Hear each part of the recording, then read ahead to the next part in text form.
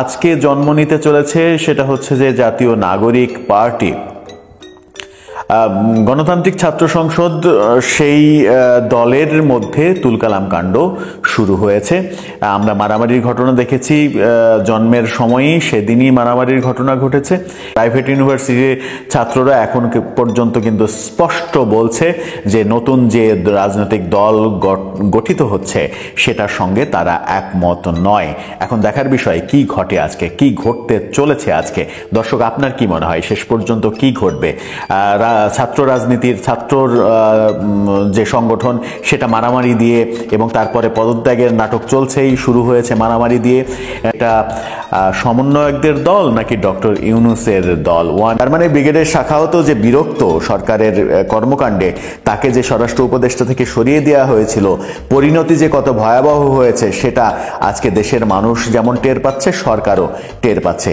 July August যে বিপ্লব হয়েছে, শেখ হাসিনা বিরোধী যে আন্দোলন হয়েছে, সেই আন্দোলনে আমেরিকা, চীন, কাতার সহ বিভিন্ন দেশ থেকে বিপুল পরিমাণ টাকা এসেছে বাংলাদেশে এবং সেই টাকার ভাগ বাটোয়ারা হয়েছে সমন্বয়ক, উপদেষ্টা যারা এখন বিভিন্নভাবে কাজ করছেন তাদের অ্যাকাউন্টে, এবং তাদের বিটকয়েন অ্যাকাউন্ট তৈরি করা হয়েছে এরকম তথ্য তারা দেওয়ার চেষ্টা করছেন, অ্যাকাউন্টের বিটকয়েন অ্যাকাউন্টের স্ক্রিনশট সহ। তো এই রাতেই ঘটনাটা ঘটেছে। রিফাত রশিদ, অন্যতম ফ্রন্টলাইন সমন্বয়ক, তিনি পদত্যাগ করেছেন। তিনি সহ 3 জন এই কমিটি থেকে পদত্যাগ করেছেন এবং রিফাত রশিদ গণমাধ্যমে এবং ফেসবুক স্ট্যাটাসে স্পষ্ট করে জানিয়েছেন তাকে যে কমিটিতে যে জায়গায় রাখা হয়েছে সেই জায়গায় রাখার ব্যাপারে তার সঙ্গে কোনো আলোচনা করা হয়নি, তার মতামত নেওয়া হয়নি। আলোচনা করা হয়েছে কিন্তু সেই আলোচনা ফলপ্রসূ হয়নি। আলোচনা ফলপ্রসূ না হওয়া সত্ত্বেও তাকে সেই পদে দেয়া হয়েছে, অর্থাৎ তাকে যে পদ দেয়া হয়েছে সেই পদ তার পছন্দ নয়, তিনি পদত্যাগ করেছেন। অনেকে ভাবছিলেন যে রিফাত রশিদই এই দলের মূল দায়িত্বে আসবেন, কিন্তু বাকের মজুমদার এবং কাদের এই দুজনকে মূল দায়িত্বে রেখে দলের নাম যখন ঘোষণা করা হয়েছে তখন রিফাত রশিদ নিজের জায়গা থেকে পদত্যাগ করেছেন। এই পদত্যাগের ঘটনা, তিনি সহ 3 জন পদত্যাগ করেছেন। এই পদত্যাগের ঘটনায় গণতান্ত্রিক ছাত্র সংসদের ভবিষ্যৎ অন্ধকারের মতো হয়ে গেল। মারামারি দিয়ে শুরু, এবার পদত্যাগ। এর আগে একজন পদত্যাগ করেছেন, এবার 3 জন পদত্যাগ করলেন। এই পদত্যাগের লাইন আরও বাড়বে এটা নিশ্চিত।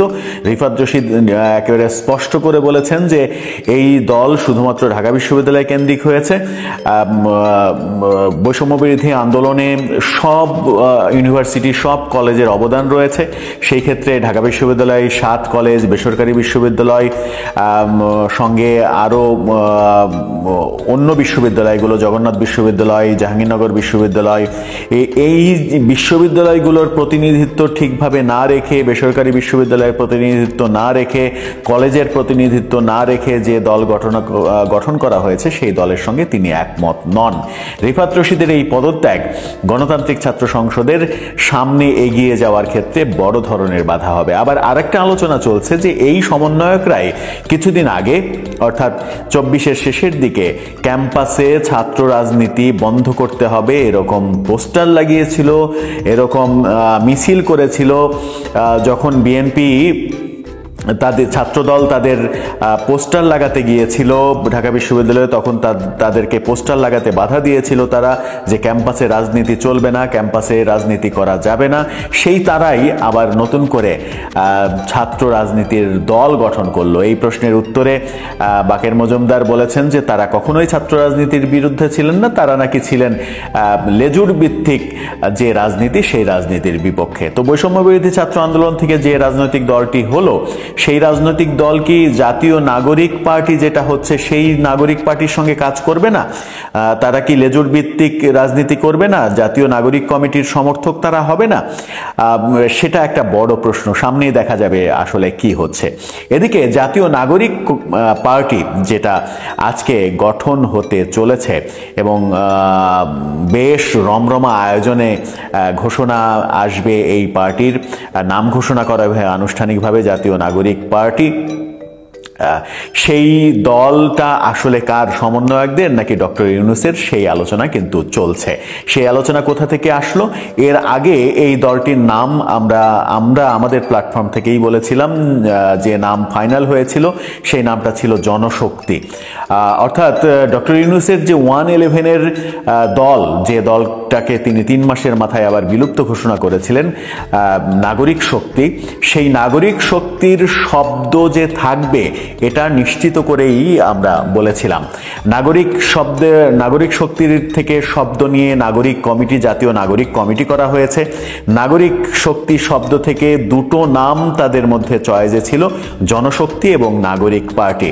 শেষ পর্যন্ত জাতীয় নাগরিক পার্টি করা হলো, অর্থাৎ নাগরিক শব্দটা রাখা হলো। এই কারণেই আলোচনা চলছে যে এটা সরাসরি ডক্টর ইউনূসের ইনপুট কিনা, ডক্টর ইউনূস এই নামটি দিয়েছেন কিনা সেই আলোচনা চলছে। এর আগে আমরা দেখেছি বিপিএল এর টাইটেল সঙ্গে ডক্টর ইউনূস ইনপুট দিয়েছেন, সেটা নিয়ে নানা রকমের প্রচার করার চেষ্টা করেছিলেন বিসিবি সভাপতি এবং ক্রীড়া উপদেষ্টা আসিফ মাহমুদ সজীব ভুঁইয়া। ঘটা করে প্রচার করার চেষ্টা করেছিলেন যে আমাদের প্রধান উপদেষ্টা বিপিএল এর থিম সঙ্গে ইনপুট দিয়েছেন। কি ইনপুট দিয়েছেন, কোন লাইনটা তার লেখা সেটা অবশ্য তারা বলেননি, শুধু বলেছেন যে ইনপুট দিয়েছেন। এখন এই রাজনৈতিক দলে নতুন করে ইনপুটের ঘটনা ঘটলো কিনা সেই বিতর্কই কিন্তু এখন চলছে। এই বিতর্ক চলার কারণ হচ্ছে আন্তর্জাতিক একটি গণমাধ্যমে ডক্টর ইউনূস স্পষ্ট করে বলেছিলেন যে ছাত্ররা আমার কাছে আসলো, তারা নতুন দল করতে চাইছে, নতুন দলে আমাকে চাইছে তারা। আমি বলেছি না, আমার থাকা সম্ভব নয়, তোমরা করো, তোমাদের প্রতি আমার সমর্থন থাকবে, দোয়া আশীর্বাদ থাকবে। তাদেরকে করতে বলেছি এবং আমরা যতটুকু পারছি তাদেরকে সহযোগিতা করছি, একেবারে নিজের মুখে তিনি স্বীকার করেছিলেন। সেই ধারাবাহিকতায় আলোচনাটা চলে আসে যে জাতীয় নাগরিক পার্টি যেটা হচ্ছে, সেই নাগরিক শক্তি থেকে নাগরিক পার্টি, এই দলটা ডক্টর ইউনূসের দল কিনা, কিংবা ডক্টর ইউনূসের এই তত্ত্বাবধায়ক অন্তর্বর্তীকালীন সময় পার হয়ে যাওয়ার পরে এই দলের দায়িত্ব ডক্টর ইউনূস নিজেই নিয়ে নেবেন কিনা সেই আলোচনা চতুর্দিকে চলছে। এখন যেহেতু আহ্বায়ক কমিটি হচ্ছে, এরপরে কাউন্সিলের মাধ্যমে সভাপতি, সাধারণ সম্পাদক নির্বাচিত হবে, সেই ক্ষেত্রে সভাপতি হিসেবে ডক্টর ইউনূসকে আবার দেখা যাবে কিনা সেই বিতর্ক চতুর্দিকে শুরু হয়েছে। আদতে কোনটা ঠিক?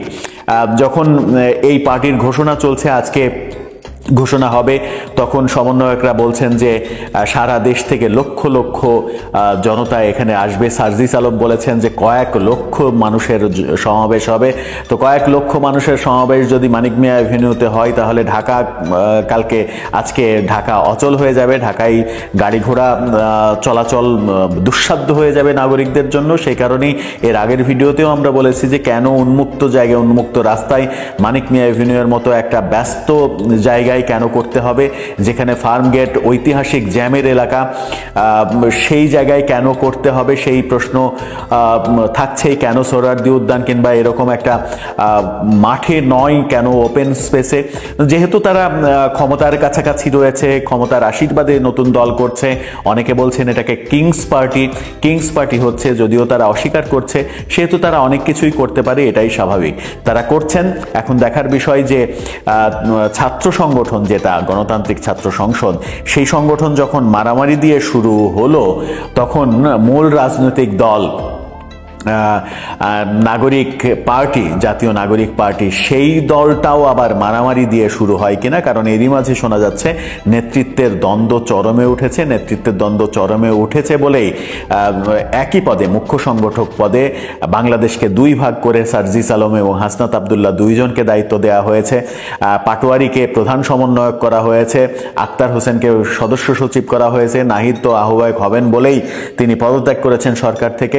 এই নেতৃত্বের কোন্দল আজকের ঘোষণা মঞ্চে দৃশ্যমান হয় কিনা সেটাই এখন দেখার বিষয়। কারণ সেনা প্রধানের যে বক্তব্য, সেই বক্তব্যকে নিয়ে দেশ জুড়ে এখনো যখন উত্তেজনা বিরাজ করছে, এবং সেই বক্তব্যের পরে আমরা এরকম চিত্রও দেখেছি, সমন্বয়কদের জেলে যাওয়ার ঘটনাও দেখেছি আমরা। রাজশাহীতে 4 জন সমন্বয়ককে পুলিশে দেয়া হয়েছে। তারা বারিন্দ মেডিকেল কলেজে চাঁদা চাইতে গিয়েছিল, সেখানে ছাত্ররা ধরে তাদেরকে পুলিশে দিয়েছে। আর্মি এসেছিল, তারা ক্ষমা চেয়ে সেখান থেকে রক্ষা পাওয়ার চেষ্টা করেছে পরবর্তীতে, কিন্তু সেটা হয়নি, তাদেরকে পুলিশে দেয়া হয়েছে।